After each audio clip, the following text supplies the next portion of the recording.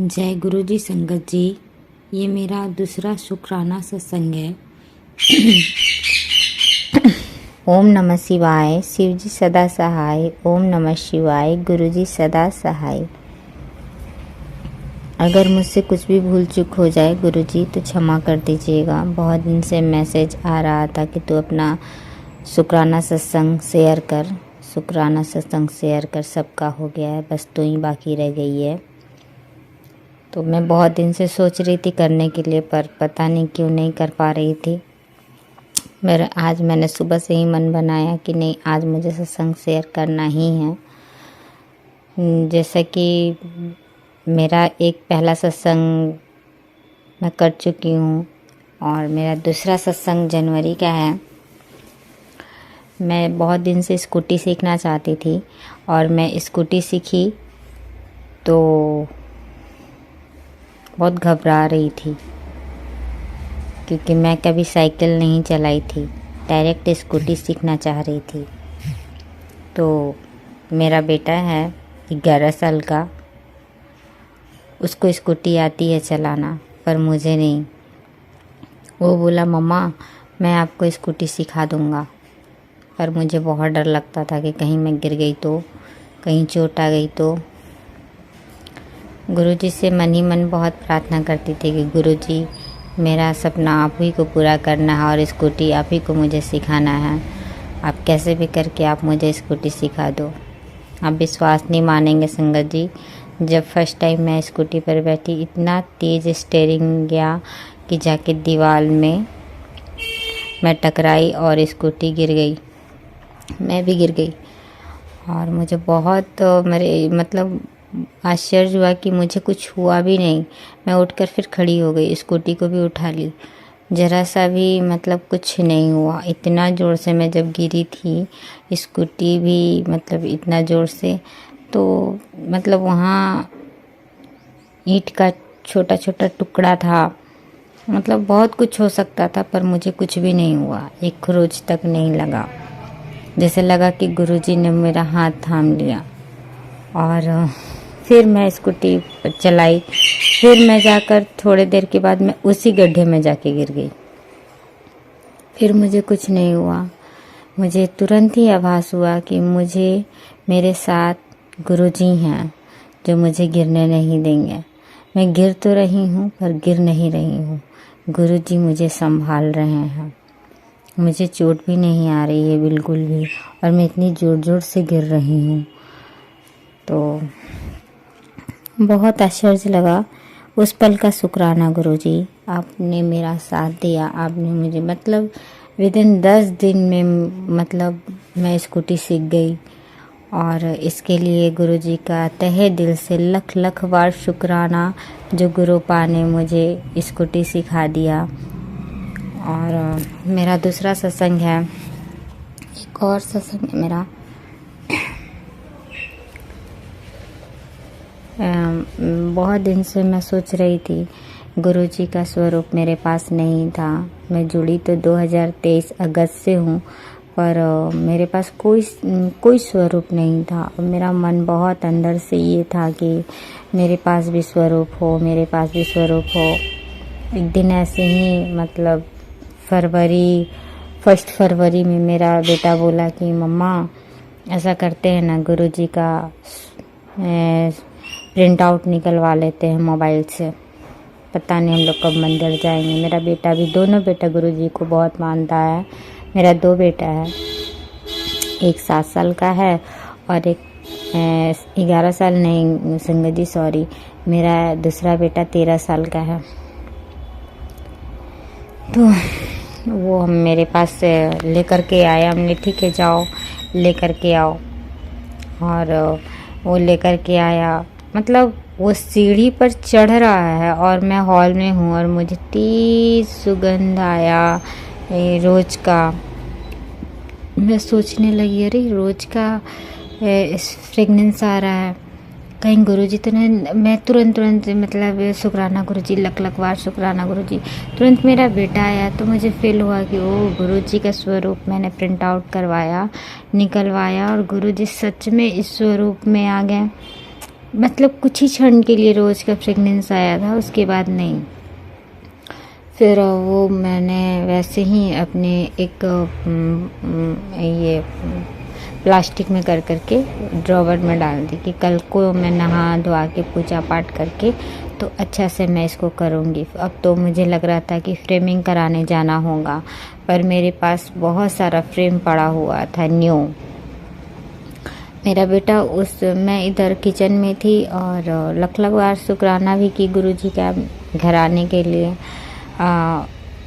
मेरा बेटा उधर से लाया और फ्रेम में बिल्कुल इतना खूबसूरत फ्रेम उसको मतलब लाया और बोला मम्मा लीजिए। मेरे सब गुरुजी की ही कृपा है। गुरुजी कह रहे हैं कि कल नहीं तेनू आज ही मेरा पूजा रूम में रख। मैं उनको ले जाके पूजा रूम में रखी और दूसरे दिन फूल वगैरह मंगा करके बढ़िया से उनका व्यवहार तरीके से जितना मुझसे हो पाया मैं पूजा की। और गुरुजी को मैं बहुत दिल से चाहती हूँ। गुरुजी मेरे दोनों बच्चे दिल से बहुत चाहते हैं। मेरे अंकल जी उतना अभी नहीं मानते हैं, वो अनादर भी नहीं करते हैं पर मानते भी नहीं हैं। वो भगवान को बहुत पूजते हैं पर गुरुजी का भी वो स्वरूप को अनदेखा नहीं करते हैं, उनको भी धूप बत्ती करते हैं। पर एक होता है ना दिल से मानना, ऐसा कुछ अभी तक मैं उनके मुख से नहीं सुनी। मैं चाहती हूँ जैसे दोनों मेरे बेटों को जोड़ लिए गुरुजी, मुझे जोड़ लिए गुरुजी, मेरे अंकल जी को भी जोड़ ले। मैं उनसे कहने नहीं जाऊँगी कि आप इनकी पूजा करो या फिर ये करो, तो ये गुरुजी की ही महिमा है कि वो कब जोड़ते हैं। और उस दिन का एक और है, जैसे कि स्वरूप में जल्दी मतलब पूजा का बर्तन धो रही थी तो मैं देखी कि एक बालकनी में तितली अधमरी पड़ी हुई है। पहले तो तितली देखकर बहुत खुश हुई, बहुत खुश हुई कि अरे आज मैं गुरुजी का मतलब आज स्वरूप लगाकर पूजा करने जा रही हूँ और तितली मेरे बालकनी में। पर मैं वो मतलब देखी कि कुछ वो मतलब हिल क्यों नहीं रही है, तो मैं हाथ से उठाई तो देखी कि वो पंख तो फड़फड़ा रहा है, पैर उसका एक टूटा हुआ था, पैर है ही नहीं एक। मैं जहाँ गुरुजी का स्वरूप था उनको गुरुजी के पास ही लेकर के गई और गुरुजी के मंदिर में रख दी और वहाँ पर उस सबका उनका भी पूजा की। पर गुरुजी का पूजा करते करते वो तितली जो थी ना वो मर गई। मतलब मुझे बहुत अंदर से रोना आया, ऐसा क्यों हो रहा है मेरे घर में।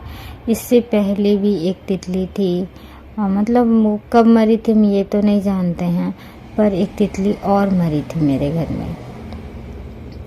उसके बाद पता नहीं ऐसा क्या गुरुजी कौन सा मेरा कष्ट हर रहे हैं, मुझे तो खैर नहीं पता है। पर गुरुजी के आने से मेरे घर में बहुत शांति, बहुत हर तरह से खुशहाली आ गया है। मतलब वह घर बहुत अच्छा लगने लगा है, घर में मुझे बहुत अच्छा लगने लगा है।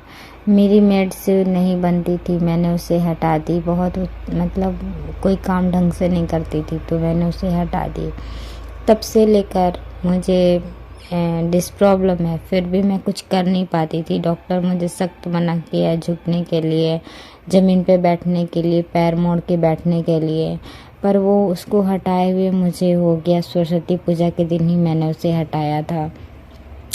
मैं तब से आज तक अभी काम कर ही रही हूँ। मुझे ऐसा नहीं है कि मेरे कमर में दर्द नहीं होता है, पर सुकून रहता है, सुकून वाला मैं काम कर पा रही हूँ। पहले ऐसा नहीं था, मैं जरा सा भी काम करती थी ना तो मैं बहुत चिड़चिड़ी हो जाती थी, क्योंकि मुझे ही संभालना होता है दोनों बच्चों को, घर का सारा देख रेख मुझे ही करना होता है। मेरे अंकल जी सुबह जाते हैं 9 बजे तो रात को 9 बजे ही घर आते हैं, तो सब कुछ देखना होता है। उसमें भी इतना काम हो जा रहा है, फिर भी मुझे बिल्कुल चिड़चिड़ापन नहीं, बिल्कुल कुछ नहीं। मन में एक अपना घर को देख के ना शांति और आनंद मिल रहा है। मुझे अपना घर छोड़कर अब कहीं जाने का इच्छा नहीं करता है। ऐसा लगता है कि कब मेरा काम ख़त्म हो तो मैं जल्दी से नहा धोआ के अपना पूजा पाठ करूं, पूजा पाठ में बहुत मन लगने लगा है। गुरुजी का अमृत वेला मैं बहुत दिन से कर रही हूँ। इनफैक्ट मैं जब से जुड़ी हूँ उसके 1 मंथ बाद से ही मैं अमृत वेला कर रही हूँ। मुझे बहुत सुकून लगता है, बहुत अच्छा लगता है। मैं ज़्यादा देर तक तो नहीं बैठ पाती, पर जितना मेरे से बन पाता है मैं अमृत वेला 3 बजे से करती हूँ। आधा घंटा, 20 मिनट, आधा घंटा से ऊपर, कभी 1 घंटा भी हो जाता है, पर करती हूँ। बिना किए मैं नहीं रहती। गुरुजी की मन मर्जी, जब तक कराना है कराएंगे। मुझे नहीं पता कि मेरे कौन से कष्ट कटे हैं, पर मुझे इतना ज़रूर पता है कि गुरुजी मेरे बहुत सारे कर्म को काट रहे हैं। मैं रोज़ गुरुजी को दोनों टाइम चाय प्रसाद का भोग लगाती हूँ। कड़ा प्रसाद कभी कभी बना करके भोग लगाती हूँ। जिस दिन मैं गुरुजी का स्वरूप का पूजा की थी उस दिन कड़ा प्रसाद का भोग लगाई थी। और बहुत ही मतलब क्या कहूँ, मुझसे रहा नहीं गया, सॉरी संगत जी। तो मैं प्रिंट आउट निकलवा ली, क्योंकि मैं रहती बिहार में हूँ और यहाँ कौन गुरुजी का संगत है मैं नहीं जानती हूँ। इसके कारण अब मंदिर में कब जाना होगा, बच्चा लोग का एग्ज़ाम हो रहा है और बार बार गुरुजी का मैसेज भी आ रहा था, मेरा स्वरूप अपने नाल रख, मेरा छोटा स्वरूप अपने नाल रख। तो मुझे ये भी नहीं समझ में आ रहा था कि गुरुजी क्या कहना चाह रहे हैं। मैं कैसे रख पाऊँगी? गुरुजी का तो कोई स्वरूप मेरे पास है ही नहीं, मैं कैसे रखूँ? मैं किससे मांगूँ? कौन देगा मुझे? खुद से खरीदना भी नहीं है।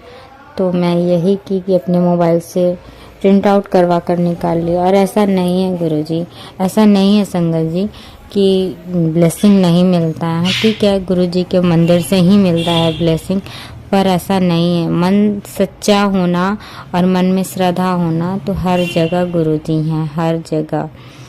मैं नहीं जानती कि इस सत्संग से किसको किसका जवाब गुरुजी दिलवा रहे हैं, किसको मेरे सत्संग से किसका जवाब मिलने वाला है, मैं नहीं जानती हूँ। मेरे रोटी में ओम बनना, और उस दिन जब मैं जोत जलाई थी तो उसमें तितली बना, हार्ट से बन के तितली बना। चाय प्रसाद का भोग लगाती हूँ तो उसमें रुद्राक्ष बन जाता है। कभी रोटी बनाती हूँ तो एकदम अच्छा फ्रेश ओम बन जाता है। मैं बहुत खुश हूँ। गुरुजी मेरे घर अपने होने का प्रमाण देते हैं और मुझे रोज़ तितली दर्शन होती है, रोज़। इनफैक्ट मेरे घर के आसपास मेरे बालकनी में बहुत सारी तितलियाँ आती हैं, बहुत कबूतर आते हैं, हर तरह से। और एक दिन कल का मैसेज आया मुझे कि कुड़िए तू फिक्र ना कर, मैं तेरे दरवाजे पर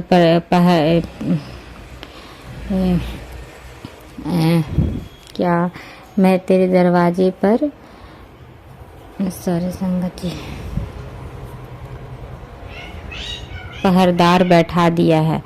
तू टेंशन ना कर, चिंता ना कर, मैं तेरे दरवाजे पर पहरदार बैठा दिया। और रात में जब 10 बजा तो मैं देखी ढेर सारी, पता नहीं कहाँ से गाय आ गई, 5, 6, 7, 8 पता नहीं कितनी सारी, और आकर के मेरे दरवाजे पर ही बैठ गई चारों तरफ से। तो ये आए, गाड़ी का हॉर्न बजा रहे गाड़ी लगाने के लिए, तो गाड़ी के लिए जगह ही नहीं।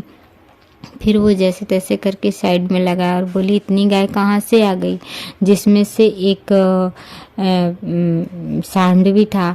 तो इतनी सारी गाय कहाँ से आ गई कि मेरे मुख से एक ही चीज़ निकला, ये गाय नहीं, घर का पहरेदार है, गुरुजी भेजे हैं।